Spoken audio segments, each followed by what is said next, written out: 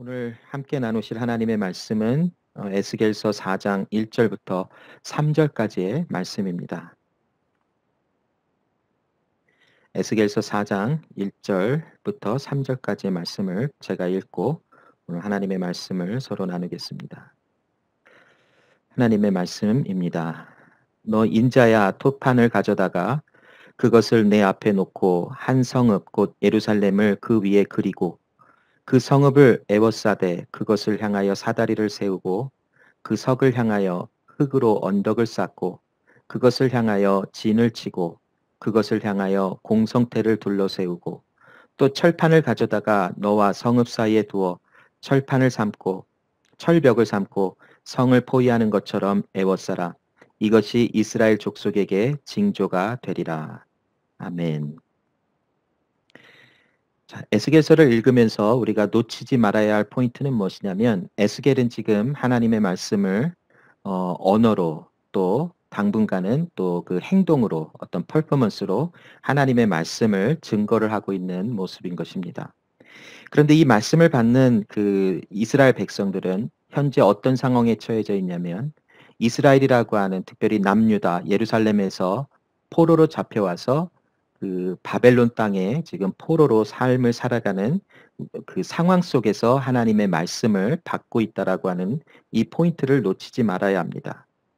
이 사람들은 하나님과의 또 언약 안에서 또 믿음의 사람들로 부름을 받았지만 지금 현재의 삶에는 믿음을 다 상실하고 소실한 채 하나님을 향하여 어떤 믿음의 반응이나 아니면 하나님을 향한 어떤 뜨거운 마음이 식어져 버린 그런 사람들을 지금 볼 수가 있는 것입니다.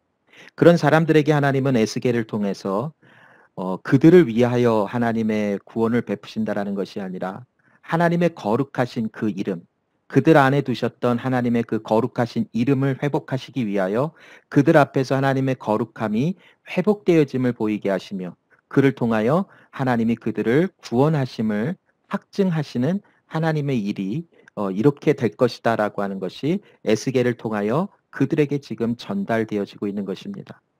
특별히 우리가 지난번에도 잠깐 나눴는데 에스겔서 36장 22절부터 23절의 말씀에 보면 너희를 위함이 아닌 나의 더럽혀진 그 거룩한 이름을 회복하기 위하여 너희 안에 이와 같은 일을 행할 것이다라고 하시는 하나님의 예언의 말씀이 에스겔을 통하여 이스라엘 백성들에게 전달이 된 것입니다. 이처럼 하나님의 일, 하나님의 모든 것은 하나님의 영광과 하나님의 거룩하심을 위하여 진행되어진다라는 것을 우리는 이 에스겔서를 통하여 정확하게 나눌 수 있고 또 이해할 수가 있게 되어지는 것입니다. 이러한 하나님의 사람들 또 이런 하나님의 믿음으로부터 또 멀리 떨어져 버리고 또 온전치 못한 이 사람들에게 하나님은 자신의 영광을 회복하시기 위하여 그 거룩함을 회복하시기 위하여 하나님의 열심으로 그들 안에서 구원을 이루어 나가신다라고 하는 메시지입니다. 우리가 에스겔서를 조금 더 잘 이해하기 위해서 지금의 시점에서는 에스겔이 어떻게 구성이 되어져 있는지를 잠깐 나누면서 오늘의 본문의 말씀을 나누었으면 합니다. 에스겔서는 총 48장까지 기록되어져 있는 하나님의 말씀입니다. 크게 이 말씀을 네 개의 큰 그 다른 그 그룹으로 나눠 볼 수가 있는데 1장부터 3장까지는 하나님께서 에스겔을 불러내시고 에스겔에게 소명을 주시고 또 특별히 에스겔에게 하나님의 그 환상을 보여주시며 비전을 보여주시며 에스겔을 이스라엘 백성들 하나님을 향한 믿음이 소멸되어지고 또 하나님을 향한 그 어떤 뜨거움도 다 잃어버린 그 이스라엘 백성들에게 보내셔서 하나님이 주시는 말씀을 전하라 하시는 그 소명을 주시는 말씀이 에스겔서 1장부터 3장까지 기록이 된 것입니다. 그 다음에는 4장부터 24장에 걸쳐 있는데 하나님께서 에스겔을 통하여 그 말로 전달하지 않게 하시고 오직 행동과 어떤 퍼포먼스를 통해서 이스라엘에게 행하시는 하나님의 계획과 또 특별히 예루살렘을 심판하시는 하나님의 계획에 변함이 없으심을 에스겔의 어떤 퍼포먼스를 통해서 보여주시는 것입니다. 그래서 4장부터 24장의 말씀에 보면 이스라엘과 또 남유다를 향하신 하나님의 어떠한 그 진노 또 심판하심, 특별히 이 말씀에는 하나님께서 예루살렘 성전에서 그 영광이 떠나가게 하시다라고 하는 어떤 굉장히 이스라엘 백성들에게는 충격적인 말씀이 이 4장부터 24장에 기록이 되어 있습니다. 또 25장부터 32장까지는 이제 하나님께서 이스라엘과 남유다가 아닌 그 주변에 있는 열방들을 다루시며 그들을 심판하시는 또한 하나님의 그 이스라엘의 하나님만이 아닌 온 세상의 온 세상을 통치하시고 온 세상의 주인이신 하나님이심을 보여주십니다. 그리고 33장부터 48장에는 두 가지 큰 내용이 기록이 되어져 있는데 33장부터 39장에는 이제 예루살렘이 멸망을 하고 난 이후에 하나님께서 행하실 그 일을 기록을 하시면서 동시에 40장부터 48장에 구체적으로 무엇을 말씀해 주시냐면 회복에 관한 말씀을 주십니다. 그래서 하나님의 영광이 그들에게 다시 임하였고 하나님의 영광이 그들과 함께 하시는 어떤 그런 내용들이 40장부터 48장에 자세하게 기록이 되어져 있습니다. 에스겔의 어떤 그런 중심 내용을 보면 하나님께서는 하나님의 주권으로 온 세상을 다스리시며 또 하나님께서는 심판과 또 회복을 통하여 하나님을 나타내신다라고 하는 어떤 그런 중심 주제가 에스겔서의 말씀에 기록되어 있어요. 그래서 그 다른 그 선지서의 말씀들을 볼 때에도 동일하게 등장하는 어떤 심판과 회복의 말씀들이 등장을 하지만 특별히 뭐 이사야 말씀도 그렇고 에레미야 말씀도 그렇고 또 소선지서들의 말씀에도 보면 심판과 회복, 구원에 관한 말씀이 계속돼서 반복이 되어지는데 특별히 이 에스겔서를 통해서 조금 더 정확하게 우리에게 전달되어지는 어떤 그런 하나님의 그 행하심은 이스라엘을 철저하게 심판 가운데 두셔서 그곳에서 하나님의 회복과 또 하나님의 구원의 은혜의 섭리를 보여주시며 하나님의 섭리 안에서 심판과 구원이 동시에 함께 존재한다라고 하는 어떤 그런 하나님의 행하심에 대해서 자세하게 가르쳐 주고 계십니다. 물론 이 에스겔서를 통해서 우리가 그리스도 예수에 관한 말씀도 찾아볼 수가 분명히 있습니다. 그래서 이 에스겔서의 말씀을 조금씩 더 나눠가면서 그 그리스도 메시아에 관한 어떤 그런 관점이 에스겔서의 말씀에는 어떻게 기록이 되어 있는지 그 말씀까지도 우리가 나눠볼 기회가 분명히 있을 것입니다. 자, 오늘 이 두 번째 그룹에 포함되어져 있는 4장부터 24장에 있는 말씀, 특별히 이스라엘과 남유다의 심판을 베푸시는데 그 심판의 그 결정하심을 돌이키시지 아니하시는 하나님에 대한 그런 말씀이 기록되어져 있는 오늘 4장의 말씀을 나눠보려고 합니다. 자, 말씀을 나누면서 이제 이스라엘 사람들, 특별히 남유다, 이 하나님의 부름을 받은 하나님의 사람들의 생각의 구조를 한번 우리가 좀 살펴봤으면 좋겠어요. 자, 이스라엘 백성들은 하나님을 어떻게 생각했고 그들이 살아가고 있는 그 가나안 땅이라는 것을 어떻게 생각했으며 자신들이 속해 있는 이스라엘 민족이라는 것에 대한 사상과 관점이 어땠을까라는 것을 우리가 먼저 좀 살펴볼 필요가 있어요. 이것을 살펴봄으로써 하나님 앞에서 그들이 행했던 어떤 그런 그 반항적이고 또 때로는 온전치 못한 모습이 조금 설명이 될 수 있을 것 같아요. 여기 삼각형의 그 그림에 그 각자의 꼭지점에 하나님 또 그다음에 이스라엘 그다음에 땅에 관한 어떤 그런 그 이름을 이렇게 제가 해 놨어요. 물론 이것은 제가 만든 것이 아니고 여러 가지 자료들을 통해서 이렇게 종합되어져 있는 어떤 이스라엘의 생각의 흐름을 이렇게 그림으로 표현한 것인데 자, 이스라엘의 사람들의 관점에서 하나님은 자신 그들만의 하나님으로만 여겼어요. 그래서 이 하나님을 어떤 그 우주적인 어떤 그 전체 이 세상을 다스리시는 하나님보다도 어떤 관점에서 보면 이들은 그 자신들만의 하나님, 자신들만을 택하시고 자신들만을 위한 하나님으로 이들은 그 하나님을 바라보는 관점이 있었어요. 그리고 이 이스라엘이라고 하는 민족이라고 하는 자신들이 속해 있는 이스라엘 그 집단에 대해서 어떤 그룹에 대해서는 하나님께서 택하신 어떤 백성, 하나님께서 어떤 그 특별한 그 혜택을 주시고 또 특별한 어떤 사랑을 주셔서 택하신 하나님의 백성으로 여겼고 또 땅에 대해서 그들이 살아가는 가나안 땅도 하나님의 약속의 땅이기에 이 하나님의 영광이 그곳에서는 절대로 뭐그 그 공격을 받거나 아니면 그 하나님의 영광이 떠나가는 일은 없을 것이다. 그렇다고 해서 하나님의 영광이 그곳에는 없다라는 것이 아니라 이 영광이 떠나간다라고 하는 컨셉을 통해서 우리가 무엇을 하냐면 어려움과 힘듦은 없을 것이다라고 하는 어떤 그런 사상이 이스라엘 백성들에게 있었어요. 그래서 이 삼각형의 이 세 가지의 꼭지점이 서로가 연결이 되어져 있고 끊어지지 아니하는 어떤 그런 구조 속에서 이스라엘 백성들의 생각 속에 하나님과 자신들의 민족 또 그들이 살아가는 땅 또 이 땅이 하나님과 연결되어져 있는 이 연결고리는 절대로 그 불가침 영역이라고 하는 어떤 그런 생각을 이스라엘 백성들이 가지고 있었어요. 그래서 이들은 절대로 이스라엘 그 가나안 땅에서 쫓겨날 일도 없고 또 가나안 땅에서 어려움과 힘듦을 당할 것도 없고 또 이스라엘 민족이라고 하는 이 민족은 하나님께서 택하신 민족이기에 언제나 하나님께서 이들을 구해내시고 또 많은 나라로부터 이들을 건져내실 것이다. 왜냐하면 그 하나님은 이스라엘의 하나님이시기 때문이다라고 하는 이 세 가지의 연결고리는 절대로 어떤 것으로부터도 깨어지지 아니한다라고 하는 강력한 어떤 신념이 이들에게 있었어요. 자, 이 관계를 조금 더 이해하기 위해서 한 가지 그림을 더 보겠는데, 자, 이스라엘 백성들의 어떤 생각 속에서 크게 네 가지의 기둥으로 표현되고 있는 중심 사상을 볼 수가 있어요.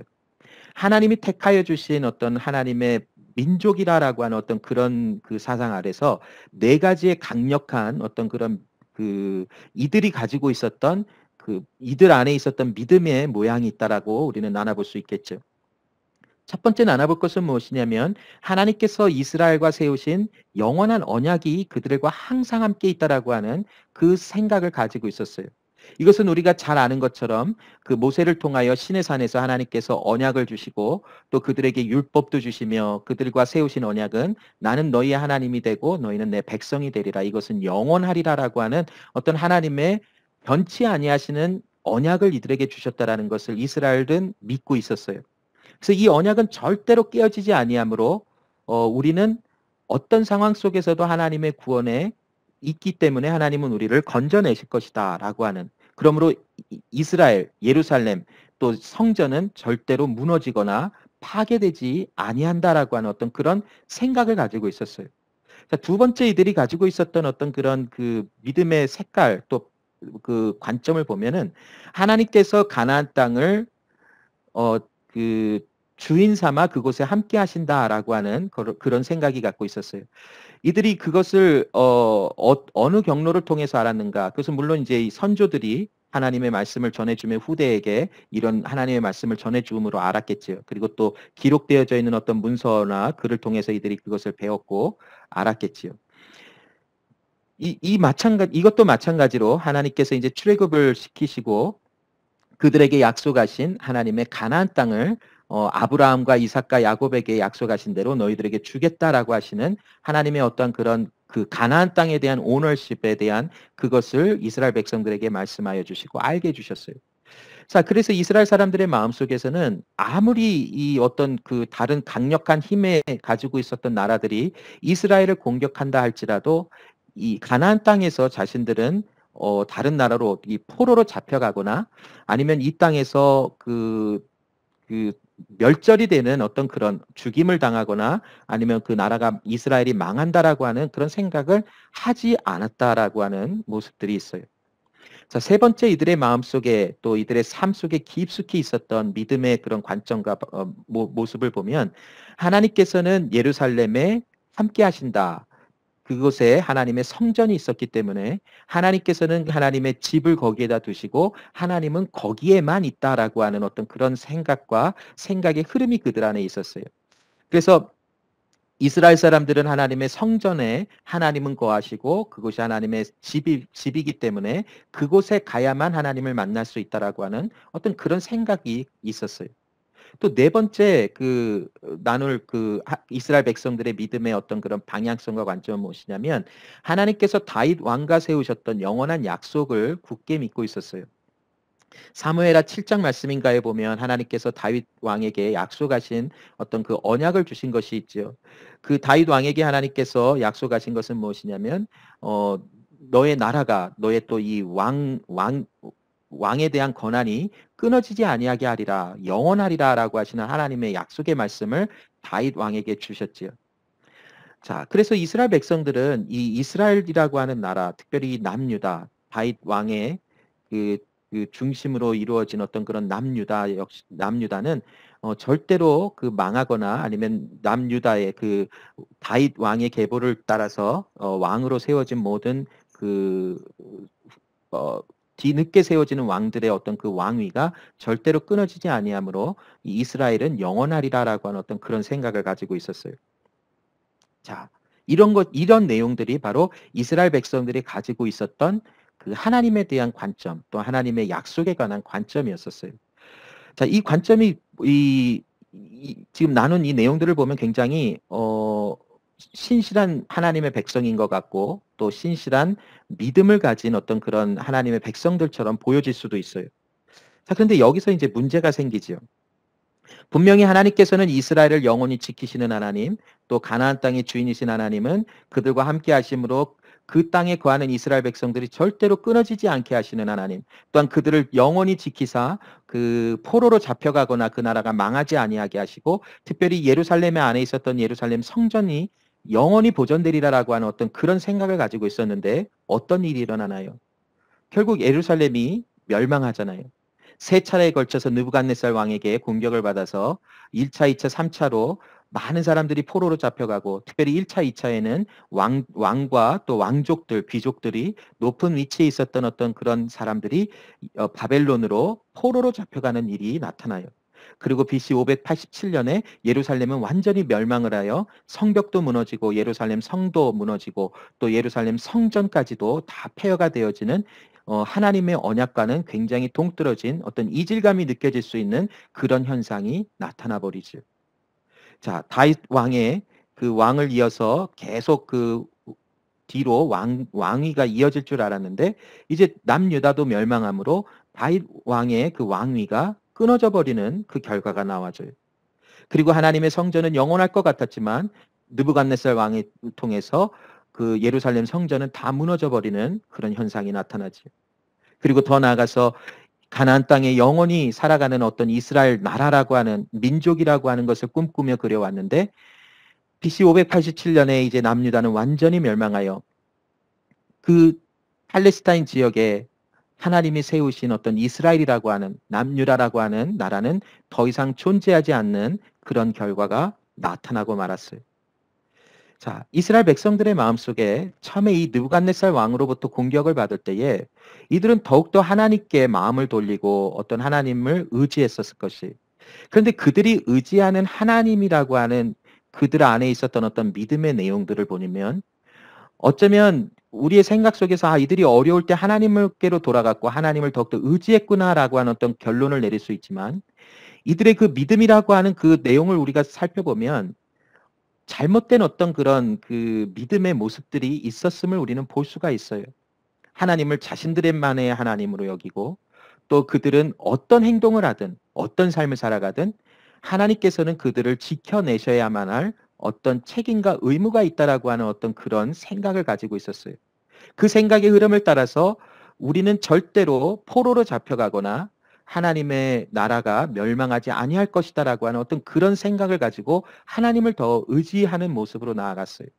그런데 우리가 잘 아는 것처럼 이사야나 예레미야나 에스겔 말씀을 읽어보면 하나님의 뜻은 무엇이냐면 이스라엘이라고 하는 또 예루살렘이라고 하는 남유다라고 하는 그 땅에 많은 심판과 또 멸망과 아픔과 힘듦을 통해서 하나님께서 행하실 일이 있었다라는 것을 이해했어야만 했다라는 것이 또한 그들이 포로로 잡혀가서 그곳에서 하나님께서 행하실 일이 있었다라는 것을 이들이 알아야 된다라는 것이. 자, 이것이 왜 중요하냐면 때로는 우리가 우리의 뜻이 이루어져야만 하나님의 뜻이 이루어진 것처럼 여길 때가 있어요. 이스라엘 백성들은 느부갓네살을 통해서 공격해오는 어떤 그런 바벨론의 군대에 맞서 싸워서 그들과 승리하는 것이 하나님의 뜻으로 여겼었지요. 그러나 하나님의 뜻과 하나님의 계획과 하나님의 행하심은 오히려 반대적인 입장에서 바벨론에 의해서 예루살렘 성벽이 무너지고 성전이 폐허가 되어지고 이스라엘 백성들이 오히려 그 거룩한 땅, 약속의 땅에서부터 포로로 잡혀가 이방인들, 우상이 가득한 바벨론 땅으로 잡혀가는 것이 하나님의 뜻이었음을 보여주는데 이스라엘 백성들은 그것을 알지 못했어요. 이들의 기대와는 다르게 이스라엘은 완전히 멸망해 버리고 포로로 잡혀가고 또 이러한 열악한 환경 속에 처해져 버리는 이런 결과가 나와져 버렸어요. 자, 하나님께서는 이러한 이스라엘 백성들에게 에스겔을 보내신 거예요. 이스라엘의 마음속에는 어떤 마음이 있었을까요? 이스라엘 민족들에게는 감정적으로 굉장히 무너짐이 있었을 것이에요. 하나님을 기대하고 또 하나님께서 우리의 이 기도를 들어주시사 또 하나님의 약속대로 우리를 건져내시리라라고 하는 어떤 생각을 갖고 있었음에도 불구하고 결과는 이스라엘의 멸망이라고 하는 것을 맞닥뜨렸을 때에 이들의 마음속에는 배신감이 느껴졌을 거예요. 하나님은 무기력하신 하나님이신가? 하나님은 우리를 배반하셨는가? 아니면 하나님은 우리를 이 어려움 속에 우리를 유기해 버리시고 버려 버리셨나? 라고 하는 어떤 굉장히 혼돈스러운 혼란스러운 어떤 생각과 마음이 그들 안에 가득했었을 것이. 그러한 이스라엘 백성들에게 하나님은 에스겔을 보내어 하나님의 거룩한 이름, 그 더럽혀진 거룩한 이름을 위하여 그들 안에 하나님의 거룩하심을 회복하시리라라고 하는 말씀을 전하게 하시며 그 전에 이스라엘은 완전히 멸망하리라라고 하는 말씀을 주고 계시는 것이 이 4장부터 11장에 대한 말씀의 내용이에요. 자, 오늘 본문의 말씀을 보면 이스라엘을 하나님이 특별히 예루살렘을 어떤 누군가가 와서 그것을 에워싸고 이제 공격을 하여 그 성을 무너뜨리리라라고 하는 그 메시지를 전달하기 위한 어떤 퍼포먼스를 에스겔에게 행하라라고 말씀을 하세요. 1절부터 3절의 말씀에 보면 토판을 가져다가 그것에 성읍들을 그리고 그곳에 예루살렘을 그리라라고 하고 그 주위에 성읍들을 에워싸서 그, 그, 그 뭐죠? 그 공성태도 준비하고 또 그곳에 그 어떠한 그런 그 벽들을 그 세워서 그 예루살렘 성을 에워싸라라고 말씀을 하고 그곳에 이제 그 성과 에스겔의 사이에 철판을 가져다가 가운데 두라라고 하시는 말씀을 주고 계셔요. 자, 이것이 어떤 것인가를 좀 이렇게 보기 위해서 제가 그림을 한번 찾아봤어요. 정확하게 이렇게 된 건지는 잘은 모르겠지만 1절부터 3절의 말씀을 가장 잘 이렇게 좀 표현한 것 같아요. 그래서 더 좋은 그림을 찾지는 못해서 이 그림을 이제 가지고 왔는데 자, 이쪽에 보면은 그 벽돌같이 생긴 것 위에 하나님이 에스겔에게 성읍들을 그리고 그곳에 예루살렘 성을 그리라라고 말씀을 하셨어요. 누가 보더라도 이 벽돌은 예루살렘 성전을 또는 예루살렘 성을 의미한다라는 것을 알 수가 있어요. 자, 그 성읍을 중심으로 하나님께서 그 에스겔에게 그 성읍을 에워싸라라고 말씀을 하시고 그곳에 흙으로 언덕을 쌓아라라고 말씀을 하셨어요. 자, 이 흙으로 언덕을 쌓는 것은 어떤 그 전쟁에서 어떻게 사용되어지냐면 그 성벽이 높기 때문에 그 성벽 안에 있는 일들을 알 수가 없기 때문에 시간이 걸리지만 이 만약에 누군가 어떤 나라가 전쟁을 통해서 이 나라와 싸우기 위해서 왔다면 이 흙으로 아니면 뭐 나무나 돌이나 이런 모든 것을 통해서 언덕을 쌓아서 그 높은 곳 위에 올라가서 성벽 안에 있는 모습을 정찰도 하고 또 그곳에서 때로는 공격을 하는 어떤 그런 전쟁의 어떤 유리함을 위하여 흙으로 또 때로는 어떤 그런 돌이나 나무로 언덕을 쌓는 일들을 했어요. 자, 여기 에스겔에게 하나님께서 이 벽돌을 예루살렘을 상징하는 벽돌을 중심으로 이 그 흙으로 언덕을 다 돌려서 쌓아라고 즉 포위가 되었다라고 하는 어떤 그런 의미를 상징하는 이 언덕을 쌓아라라는 것을 퍼포먼하라고 말씀하시죠. 자, 거기에 또한 이 그 흙으로 언덕을 쌓고 그것을 향하여 진을 치고 또 그것을 향하여 공성태를 둘러 세우라라고 하는데 공성태가 무엇인가 좀 찾아보면 이 그림의 왼쪽 제일 위에 있는 그 그림의 조그만 그림에 보면 여기 큰 그림에는 이 공성태가 자세히 이렇게 표현된 것 같지는 않아요. 그래서 제가 공성태를 조금 더 설명하기 위해서 이 그림을 가져왔는데 이것은 무엇이냐면 그 성벽을 무너뜨리는 것에 사용되어지는 어떤 그런 전쟁에 사용됐던 무기 중에 하나예요. 그래서 사람들이 그것을 매면서 가기도 하고 또 바퀴가 달린 어떤 수레에다가 그걸 싣고 가서 이 뒤로 나무를 끌었다가 앞으로 쿵치면서 성벽을 무너뜨리는 어떤 그런 공격형 무기가 바로 공성태라고 하더라고요. 자, 그래서 하나님께서 이 에스겔에게 성을 중심으로 모래 그 흙으로 언덕을 쌓고 공성태도 해놓고 또 그 성으로 올라갈 수 있는 또 어떤 모래 언덕 같은 흙 언덕 같은 것도 세워서 그곳에 이렇게 전쟁을 준비하는 모습을 보여주세요.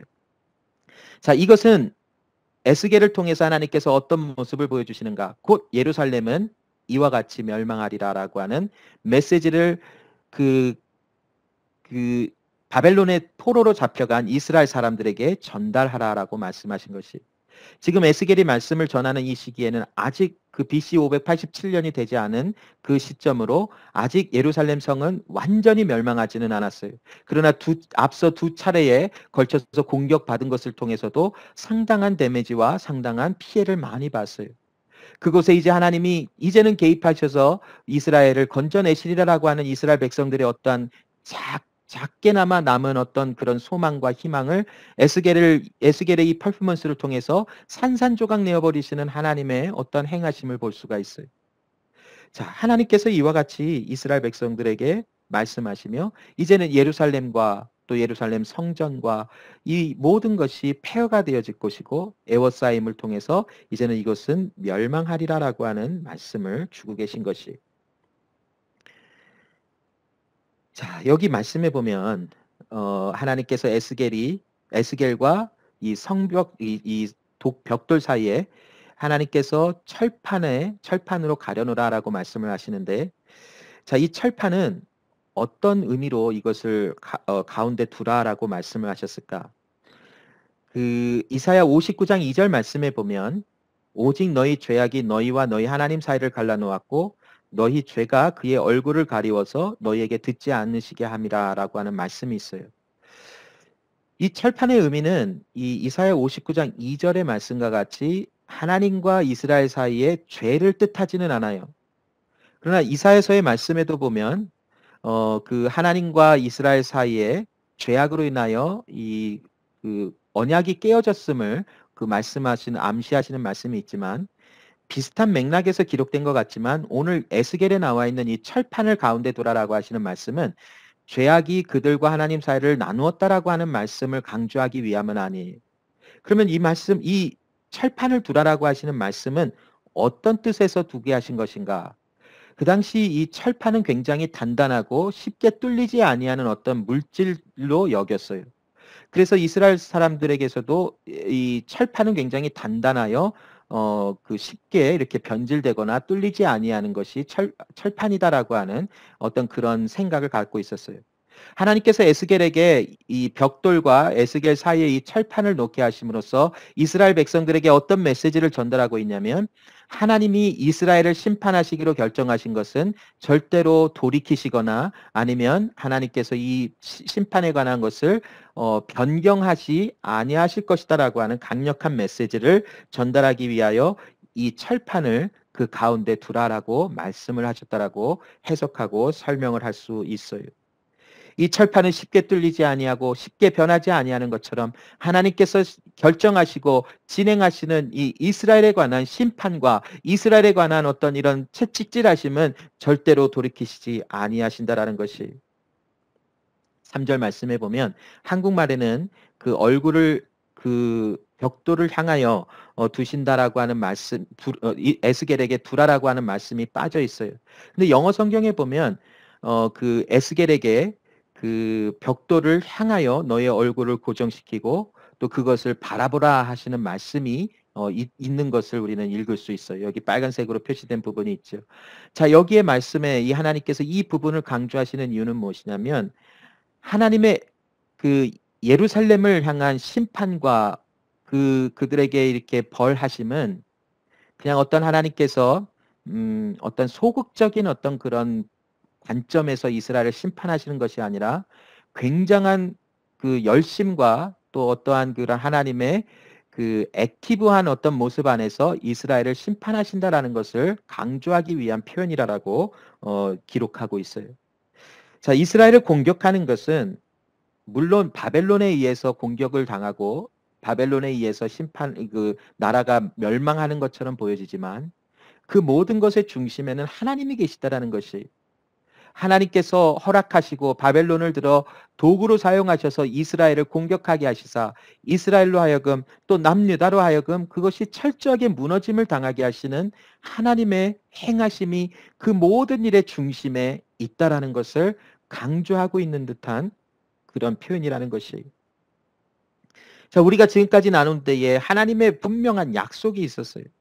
하나님은 이스라엘을 영원히 지키시고 그곳을 떠나지 아니할 것이다. 또 그곳에 하나님의 왕위가 끊어지지 않게 하시며 특별히 다윗 왕의 그 왕의 계보가 끊어지지 않게 하실 것이다라고 하는 많은 말씀들을 주시고 내가 너희와 함께하며 내가 너희를 지키리라라고 하는 말씀을 주셨어요. 자, 여기 사무엘하 7장 16절에도 보면 너의 집과 너의 나라가 내 앞에서 영원히 보존되고 너의 왕위가 영원히 견고하리라 하셨다라고 하는 그 선지자를 통해서 다윗 왕에게 전달되어지는 하나님의 말씀이 있었지. 자, 그러함에도 이스라엘은 멸망을 했어요. 남유다는 멸망을 하고 특별히 다윗 왕의 왕위가 끊어진 것처럼 보여졌어요. 그러나 우리가 이 말씀을 이해할 때에 분명히 여기에는 메시아에 관한 사상이 중심이 되어져 있지. 다윗 왕을 통하여 왕위가 보존되되 그 왕위가 영원히 견고하리라 하시는 것은 결국 예수 그리스도를 통하여 성취하실 이루실 영원한 왕에 대한 어떤 그런 설명을 이 다윗 왕에게 약속하여 주신 것이지. 즉 이 말씀들을 통해서 우리가 무엇을 알 수 있는 것일까라는 것을 좀 곰곰이 생각해 보면 사람들의 관점에서 생각하는 하나님을 향한 어떤 믿음이 사람들 기준으로 하나님께서 살아가게 하시는 어떤 이 땅에서만의 어떤 그런 영원함이 아니라 하나님께서 약속하신 하나님 나라에서 영원함이라고 하는 것까지 연결을 시켜야 된다라고 하는 것을 우리는 알아야 된다라는 것이, 이스라엘 백성들에게는 이스라엘만을 위한 하나님, 또 이스라엘이라고 하는 실질적인 어떤 존재하는 땅과 다윗 왕을 통하여 계승되어지는 어떤 실질적인 어떤 왕위만을 생각을 했어요. 그런데 하나님의 관점에서는 어떤 하나님으로 말씀을 주시는 것이냐면 온 세상의 하나님이시며 영원한 왕은 예수 그리스도 한 분이시다라고 하는 어떤 그런 그 복음에 관한 말씀을 하나님의 사람들에게 이 세상에 선포하셨지만 많은 사람들에게 마음속에 그것을 오해하는 생각들이 있었다라는 것이, 자, 이들의 마음속에서 이런 모습들을 보면서 하나님이 하신 말씀을 한 가지 도 기억을 할 부분이 있어요. 신명기 8장 19절로 20절 말씀에 하나님의 약속이 이스라엘 백성들에게 주어진 것이죠. 이 말씀에 보면 내가 만일 내 하나님 여호와를 잊어버리고 다른 신들을 따라 그들을 섬기며 그들에게 절하면 내가 너희에게 증거하노니 너희가 반드시 멸망할 것이다. 여호와께서 너희 앞에서 멸망시키신 민족들 같이 너희도 멸망하리니 이는 너희가 너희의 하나님 여호와의 소리를 청종하지 아니함이라. 이 신명기의 말씀은 이제 모세가 그 가나안 땅에 들어가야 할 이스라엘 백성들과의 마지막 그 삶의 모습 속에서 이스라엘 사람들에게 그동안 있었던 일들에 대한 어떤 회고를 하고 그것을 통해서 하나님의 말씀을 전하는 어떤 설교문들이 기록된 것이 있어요. 이 신명기 말씀 통해서 드러나는 것은 무엇이냐면 이 모세를 통하여 하나님께서 이스라엘 백성에게 약속하신 것은 나는 너희 하나님이 되고 너희는 내 백성이 되리라라고 하시는 말씀을 주셨고 또 그들에게 향하여 하나님께서 말씀하신 것은 내 말씀을 잘 듣고 지키며 하나님의 말씀을 순종하라라고 하시는 말씀. 그러나 너희가 만약 말씀을 순종하지 아니하면 멸망하리라라고 하는 말씀을 주신 것을 다시 한번 이스라엘 백성들에게 상기시키고 또 그들에게 이 말씀을 다시 한번 전하는 어떤 말씀이 신명기의 말씀에 있어요.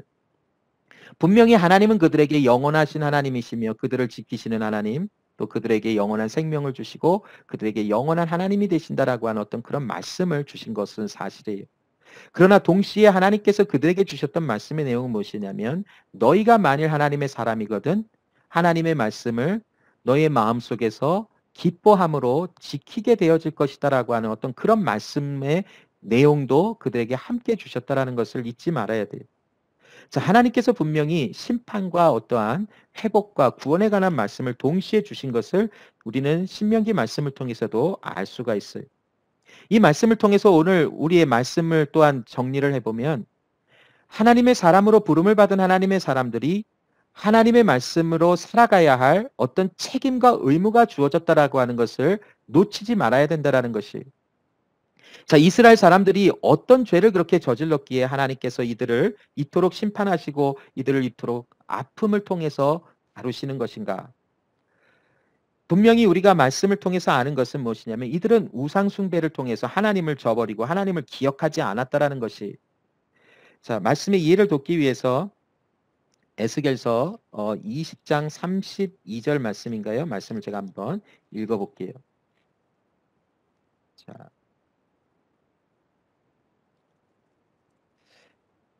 에스겔서 20장의 말씀인데 그 31절부터 32절 말씀을 제가 한번 읽어볼게요. 너희가 또 너희 아들을 화제로 삼아 불 가운데로 지나게 하며 오늘까지 너희 자신을 우상들로 말미암아 더럽히느냐? 이스라엘 족속아 너희가 내게 묻기를 내게 용납하겠느냐? 주 여호와의 말씀이니라. 내가 나의 삶을 두고 맹세하노니 너희가 내게 묻기를 내가 용납하지 아니하리라. 너희가 스스로 이르기를 우리가 이방인 곧 여러 나라 족속같이 되어서 목석을 경배하리라 하거니와 너의 마음에 품은 것을 결코 이루지 못하리라 라고 하는 말씀이 있어요. 저희 말씀은 무슨 내용을 이야기하고 있냐면 에스겔에게 이스라엘의 장로들 몇이 찾아와서 이 자신들의 어떤 마음의 그 소원들을 지금 에스겔에게 나누는 어떤 그런 장면을 통해서 나타나는 말씀인데 에스겔의 이스라엘을 대표하는 어떤 장로들이 에스겔에게 와서 하는 말이 무엇이냐면 우리도 다른 이방 사람들, 다른 민족들과 같이 이 우상을 섬기게 해달라라고 하는 어떤 그런 마음을 표현하고 있는 것이. 그래서 다른 민족들과 같이 우리도 목석을 경배하리라라고 하는 어떤 그런 뜻을 에스겔에게 내비쳤어요.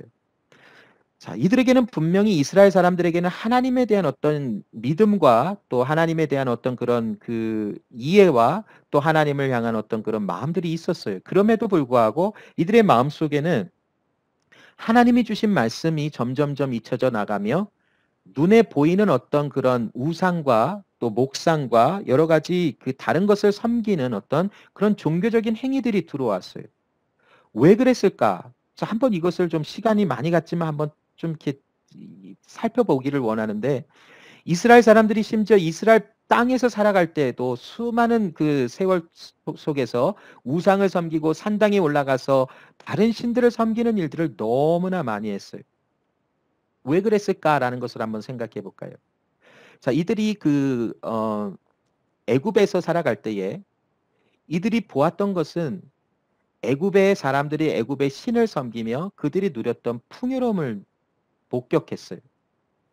어떤 그런 그 애굽의 신들을 섬김을 통해서 나일강의 어떤 그런 나일강의 신을 섬기고 또 그들 앞에 드리는 어떤 그런 예식과 또 제물을 드림으로써 그들 안에 어떤 풍요로움이 있다라는 것을 그들은 맨날 보았어요. 하나님을 섬기고 하나님을 예배하는 것을 볼 때 이들은 그 애굽에서 포로로 잡혀가서 포로라기보다는 거기서 포로 생활을 하면서 그 애굽 사람들의 지배하에서 많은 어려움을 당하고 있는데 애굽 사람들을 보니까 그들이 섬기는 신을 섬기며 풍요로움을 누리고 있는 것이. 자, 하나님의 섭리 가운데 이들이 이제 출애굽을 해서 그 광야를 지나서 가나안 땅으로 들어갔어요. 자, 가나안 땅에 들어가 보니까 가나안 땅 역시 엄청난 풍요로움을 누리고 많은 것을 누리고 있었어요. 자, 그들이 생각하면서 그들을 살펴보았더니 그들의 풍요로움이 어디서 오는가 보았더니 바알신 또 아세라상을 섬기는 어떤 그런 우상을 섬김을 통해서 그들이 어떤 풍요로움을 누리는 것처럼 그들의 눈에 비춰졌어요. 자, 이제 바벨론 땅으로 또한 포로로 잡혀갔어요. 자, 바벨론 땅에 포로로 잡혀갔더니 바벨론 땅도 굉장히 그 부와 명성과 어떤 힘을 가지고 살아가는 많은 사람들이 있었는데 거기에서도 보니까 이방 신들을 섬기면서 그들이 잘 살아가고 있었다라는 것이. 그 모습을 본 이스라엘 백성들의 마음속에 하나님을 섬김보다는 우리에게 실질적으로 어떤 풍요와 번영과 많은 좋은 것을 줄 수 있는 이런 신들을 섬기는 것이 우리에게는 더 유익하다라고 하는 어떤 그런 생각이 그들 안에 있었어요. 그래서 이 이스라엘의 장로들이 에스겔을 쫓아나가서 우리의 마음이 이러하다라는 것을 내비친 것이. 그래서 하나님께서 너희가 이런 생각을 하는 것, 너희의 목석을 경배하리라 하는 것, 이방인처럼 너희가 우상을 섬기라 하는 것을 내가 용납하겠느냐라고 하는 어떤 그런 질문을 에스겔을 통하여 이스라엘 사람들에게 전달을 하신 내용이 이 에스겔서 20장에 대한 말씀이. 자, 이스라엘 사람들이 이처럼 하나님을 잊어버리고 하나님의 소리를 청종하지 않게 된 것은 무엇이냐면 그들이 눈에 보이는 것대로 살아갔기 때문이라는 것이. 근데 여러분, 오늘날 우리가 이 이스라엘의 백성들의 어떤 생활의 패턴을 보면서 우리도 조심해야 될 것이 무엇이냐면 오늘을 살아가는 우리에게도 눈으로 보이는 것이 너무나 많다라는 것이. 눈으로 볼 때에, 눈으로 본다라는 것은 우리가 그냥 일반적인 육체의 눈으로 무엇인가를 보면서 살아간다라고 하는 그 뜻을 이야기하는 것이 아니라 우리의 이성의 생각과 우리의 어떤 판단에 의해서 이것이 바로 풍요와 번성을 주는 것이고 이것이 바로 우리를 지켜낼 수 있는 하나님이다라고 하는 것으로 여길 수 있는 삶의 조건들이 너무나 많다라는 것이. 가장 대표적인 것이 물질이 아닐까요? 바로 돈. 돈이 우리에게는 어떤 하나님처럼 우리를 지켜줄 것 같고 우리를 또 힘이 있는 자들로 만들어줄 것 같고 우리에게 번영을 가져다 줄 것 같고 우리에게 많은 좋은 것을 가져다 줄 것 같은 하나님으로 눈에 보여질 수 있다는 것이. 이스라엘 백성들이 사람이 손으로 만든 목석과 신상들의 왜 마음이 빼앗겼나요? 그것을 섬김으로 어떤 물질적인 복을 받는 것 같은 그 관점이 그들 안에 보였기 때문에 그들이 그곳에 그토록 마음을 빼앗겨 버렸잖아요. 이들은 광야 생활을 지나며 가나안 땅을 지나가고 또 거기서 나라가 생성이 되어지고 나라가 발전해 나가는 모든 상황 가운데 하나님이 행하셨던 많은 일들을 경험하고 보았어요. 그러나 그들의 보는 눈으로 무엇에 더 관점을 갖고 관심을 가졌냐면 바로 이방 나라, 다른 민족들이 섬기는 우상을 섬김으로 받는 어떤 그들이 가지고 있는 번영과 풍요로움에 관심을 갖고 그들이 섬기는 신을 섬기는 그 모습으로 따라가 하나님의 말씀을 청종치 않게 되어지는 믿음의 심각한 어떤 변절이나 변질되어지는 모습으로 들어가 버리고 만 것이. 그래서 하나님께서는 그들을 건져내시고 살려내시기 위하여 에레미야 29장 11절 말씀에 여호와의 말씀이라 너희를 향한 나의 생각을 내가 아나니 평안이요 재앙이 아니니라 너희에게 미래와 희망을 주기 위하여 내가 너희들에게 이러한 예루살렘의 심판과 포로로 잡혀가는 것을 허락하였느니라라고 하는 말씀을 그들에게 주신 것이. 하나님은 언약을 파기하신 분이 아니 그들을 지키시고 영원히 함께 하시리라고 하시는 말씀을 하나님은 파기하지 않으셨어요. 오히려 그들과 영원한 생명을 나누기 위하여 그들에게 오히려 미래와 희망을 주기 위하여 평안을 주기 위하여 그들을 고치시고 살려내시기 위하여 하나님은 이러한 무시무시한 심판과 같은 모습을 그들에게 허락하셔서 그들을 거기서 살려내시기 위한 하나님의 일을 행하여 주신 것이라는 것이. 여러분, 오늘을 살아가는 우리에게 우리는 때로는 하나님을 향한 마음이 변질되어 세상을 향하여 돈과 명예와 물질과 여러 가지 우리의 눈으로 보이는 어떤 현실적인 삶 속에 이것이 바로 우리의 미래를 보장해 줄 것 같고 이것이 바로 우리의 미래에 나에게 여러 안전을 보장해 줄 것 같은 생각을 또 우리를 사로잡는 것이 너무나 많아요. 여러분, 우리가 보는 것, 우리의 지금 받고 서로 나눌 수 있는 정보가 얼마나 많이 얼마나 빨리 오나요?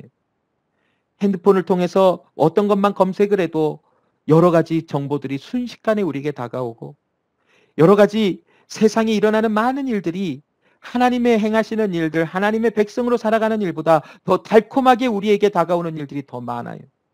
이러한 세상을 살아가는 우리, 또 우리 자녀들이 항상 하나님 앞에서 하나님의 말씀을 청종하고 잊지 말아야 될 것은 그 모든 것 위에 하나님이 계시다라고 하는 것을 잊지 말아야 된다는 것이.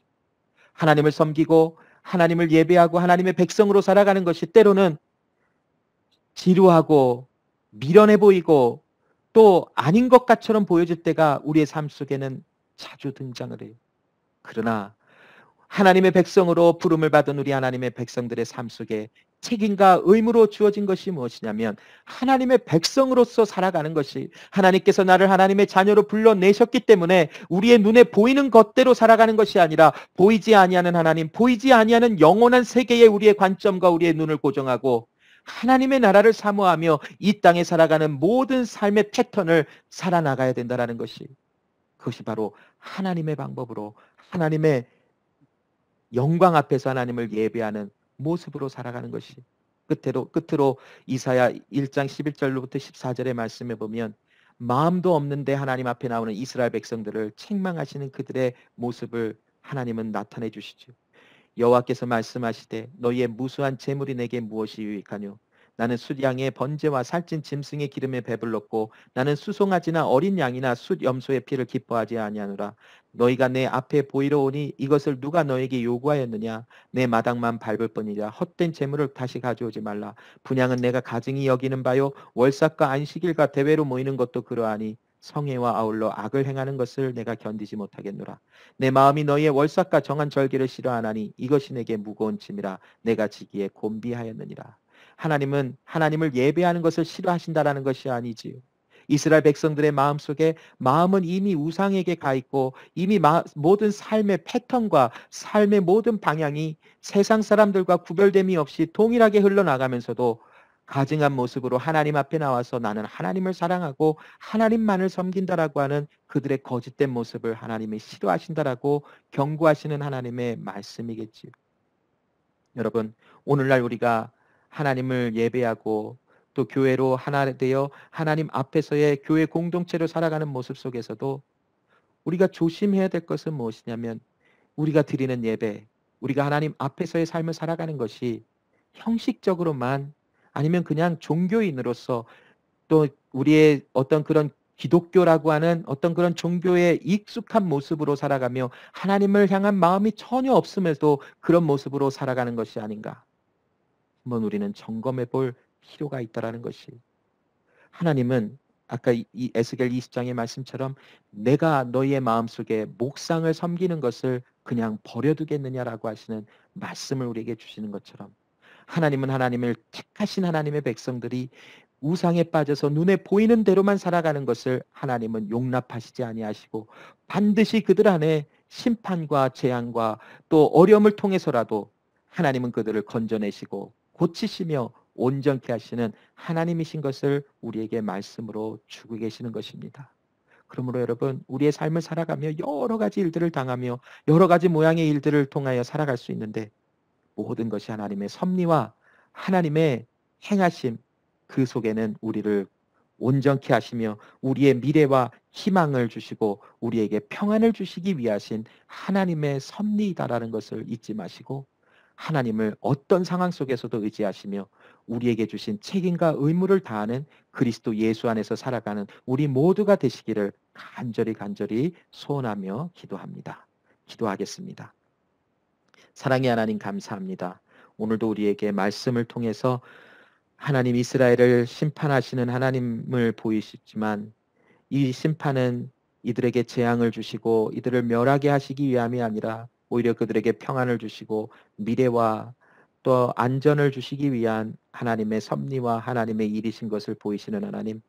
하나님 우리의 삶에 하나님께서 우리를 하나님의 사람으로 부르셔서 하나님의 사람들로 살아가는 책임과 의무를 주시고 하나님 안에서 그리스도 예수 안에서 하나님의 이름을 부르며 하나님의 말씀대로 살아가라라고 하는 부르심을 주신 것처럼 우리도 하나님 눈으로 보이는 것에서만 또한 눈으로 보이는 것만을 쫓아가는 것이 아니라 마음속에 하나님의 목소리, 하나님의 소리를 청종하며 하나님의 말씀을 잊지 아니하며 오직 하나님의 말씀으로만 살아갈 수 있는 우리 모든 삶이 될 수 있도록 도와주시옵소서.